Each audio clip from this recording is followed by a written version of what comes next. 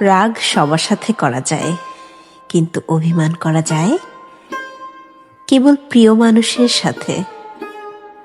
অভিমান মানে দূরত্ব নয়, অভিমান মানে মন চায় তুমি আমাকে বুঝো।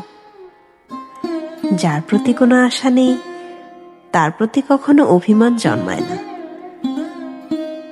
অভিমান শুধু সেই মানুষটার উপর জন্ম হয় যার কাছে নিজের অধিকার অনুভব করা যায়।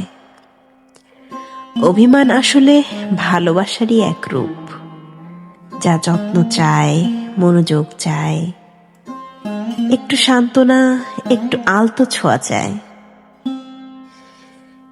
যে অভিমানের উত্তর ভালোবাসায় মেলে, সেই সম্পর্ক টিকে থাকে বছরের পর বছর। কারণ যেখানে অভিমানকে গুরুত্ব দেওয়া হয়, সেখানেই ভালোবাসা বেঁচে থাকে নির্বাক।